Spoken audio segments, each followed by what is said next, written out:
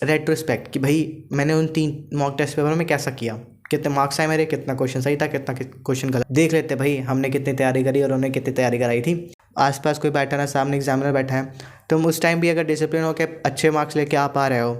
The date that has been finalised for your NIMCET exam is 8 June 2024, जो कि मैं अपनी लास्ट वीडियो में बता चुका हूँ। Now you might be thinking of कि भैया 2 महीने बचे हैं, सिर्फ हम मार्च खत्म होने वाला है, अप्रैल मई एंड जून में आपका पेपर है, तो इन 2 महीने में मुझे क्या करना चाहिए। अब इस एग्ज़ाम में पेपर देने वाले 2 तरह के बच्चे होंगे। एक जो अभी सिर्फ तुक्का मारने जा रहे होंगे, उनको लग रहा होगा कि जिन्होंने कोचिंग नहीं करी होगी, 2 साल से कोई तैयारी नहीं करी होगी, अभी अपने ग्रेजुएशन के 3rd ईयर में होंगे और पेपर के लिए बैठ जाएंगे कि देखा जाएगा, जो होगा ऑप्शंस हैं कर लेंगे। कुछ बच्चे ऐसे होंगे यार जिन्होंने 2 साल की प्रैक्टिस करी होगी, 2 साल तैयारी करी होगी और अब वो एग्ज़ाम के लिए बैठ रहे होंगे। तो मैं उनसे बात कर रहा हूँ जिन्होंने 2 साल अपने इस एग्ज़ाम के लिए तैयारी करी है और वो एग्ज़ाम में बैठने वाले हैं, because they are the serious people, they are the one who have actually worked on it, they have worked hard on this exam. तो मैं उन्हीं से बात करने वाला हूँ कि अब इस 2 महीने मुझे क्या करना चाहिए। कुछ नया पढ़ने की कोशिश मत करना, try to do as much as mock test paper as you can. सिर्फ मॉक टेस्ट पेपर्स लगाओ, that would be helpful to you, because जितना तुम्हें पढ़ना था वो अब तुम पढ़ चुके हो। अब तुम्हें ज़रूरत है यार एक टाइम मैनेजमेंट कैसे करनी है, और दूसरा कि जो भी चीज़ें तुमने पढ़ी हैं क्या तुम्हारे दिमाग को भी याद है या नहीं है। और जब तुम मॉक टेस्ट पेपर सॉल्व करोगे तुम्हें वो चीज़ पता चल जाएगा कि भाई अभी तुम्हारे दिमाग में वो सारी चीज़ें बैठी हैं या नहीं बैठी हैं, या सिर्फ तुम पढ़ते ही जा रहे थे और आगे पढ़ते जाते पीछे भूलते जा रहे थे। Along with the time management कि तुम टाइम सेट कर लो कि 2 घंटे का पेपर है, मैं अगर 10 बजे स्टार्ट कर रहा हूँ तो मैं 11-12 बजे अकॉर्डिंग टू 2 आवर्स मैं उसको ख़त्म कर दूंगा, उससे ज़्यादा नहीं लूँगा। और तुम्हें ये चीज़ पता चल जाएगी कि तुम क्या टाइम मैनेज कर पा रहे हो या नहीं कर पा रहे हो, उस टाइम में क्या तुम पेपर सॉल्व कर पा रहे हो या नहीं कर पा रहे हो। तो जैसे मैंने पहले बताया था आपको कि जो भी 10 ईयर्स पेपर है, एक बुक आती है उसको ख़रीद लो, पहले वो सारे 10 ईयर्स पेपर लगा लो। एंड अगर तुम एक दिन में 1 पेपर सॉल्व करते हो तब भी बहुत अच्छी बात है, अगर तुम एक दिन में 2 पेपर सॉल्व कर लेते हो तो भी बहुत अच्छी बात है। तुम लास्ट के अपने जो भी जितने भी मंथ से उसमें तुम 8 घंटे पढ़ाई करोगे, 10 घंटे पढ़ाई करोगे, 12 घंटे पढ़ाई करोगे, जो भी कर रहोगे, तो अगर 8 घंटे पढ़ाई कर रहे थे उस टाइम, तो अभी तुम अगर 6 घंटे भी दे देते हो तो तुम 3 मॉक टेस्ट पेपर एक दिन में ख़त्म कर लोगे, राइट। कंसीडरिंग कि वो 3 मॉक टेस्ट पेपर में ऐसा नहीं कि तुम लगा रहे हो फिर छोड़ दे रहे हो, फिर नेक्स्ट मॉक टेस्ट पेपर लगा रहे हो।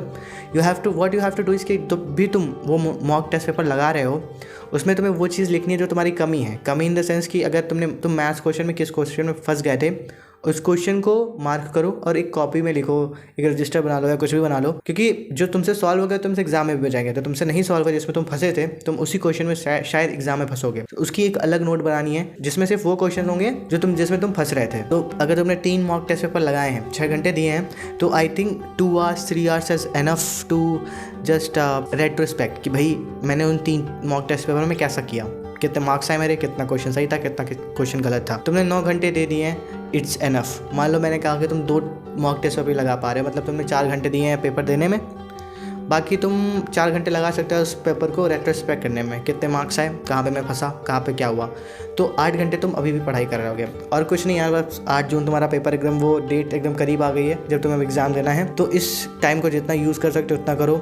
अभी के लिए वो थोड़ा जो मैंने कहा था बीच में कि अपने आप को मोटिवेटेड रखने के लिए थोड़ा खेलो, दोस्तों से मिलो, वो थोड़ा कम कर देना कि हो सके तो। बहुत मतलब ये नहीं कह रहा कि अगर तुम उस टाइम 2 घंटे दे रहे हो तुम 1 घंटे चले जाओ या आधे घंटे चले जाओ, थोड़ा टाइम कम करो, जस्ट फ्रेश होने के लिए ही जाओ। और इन 2 महीने में जितना कर सकते हो उतना करो, बिकॉज जिस टाइम तुम किसी से बात कर रहे हो या टाइम वेस्ट कर रहे हो उस टाइम कोई और बंदा उसी सीट के लिए पढ़ रहा होगा। तो ये चीज़ ध्यान में रखना, सिर्फ 2 महीने बचे हैं। और जो तुम दूसरी चीज़ कर सकते हो कि जैसे मैं बता चुका हूँ कि तुम इंटरनेट पर सर्च मारोगे तो तुम्हें बहुत सारे मॉक टेस्ट पेपर मिल जाएंगे, राइट, फ्री के।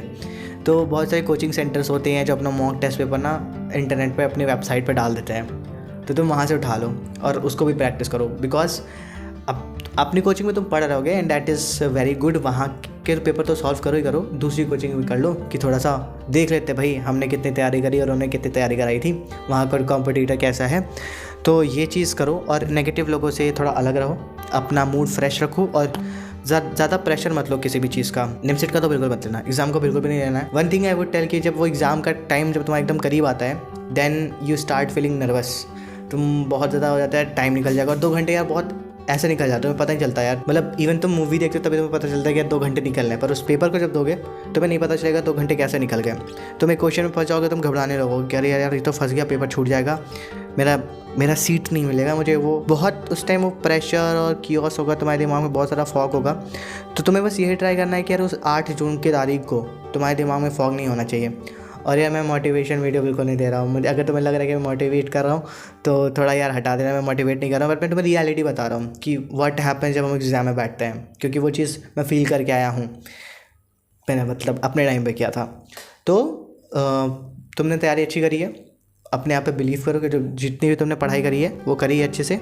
मॉक टेस्ट पेपर लगाओ और ट्राई करो कि यार वो ये जो 2 महीने हैं उसमें तुम अपना बेस्ट दे सको अपने मॉक टेस्ट पेपर में। जब तुम इस मॉक टेस्ट पेपर में अच्छा दे रहोगे, जहाँ पे कोई तुम्हारे पेपर्स को देख नहीं रहा है, जहाँ तुम कोई कुछ नहीं कर रहा है ना, तुम्हारे पास आसपास कोई बैठा ना सामने एग्जामिनर बैठा है, तुम उस टाइम भी अगर डिसिप्लिन हो के अच्छे मार्क्स लेके आ पा रहे हो तो तुम इस एग्ज़ाम में भी लेके आ जाओगे। अपनी सारी तैयारी करो अच्छे से, हेल्थ का ध्यान रखो, अपने मेंटल हेल्थ का ध्यान रखो, नेगेटिव लोगों से दूर रहो, मेडिटेशन करो, योगा करो, ब्रीथिंग करो और अच्छे से खाओ पियो। हाँ, अलॉन्ग विद दैट जो भी डॉक्यूमेंट्स तुम्हें एग्ज़ाम में चाहिए होंगे एग्ज़ाम सेंटर पे, वो तैयार रखो, उसमें कोई कमी मत करना। किसी बहुत ही वाहियात रीज़न के लिए पेपर को कोई भी हार्म नहीं आना चाहिए।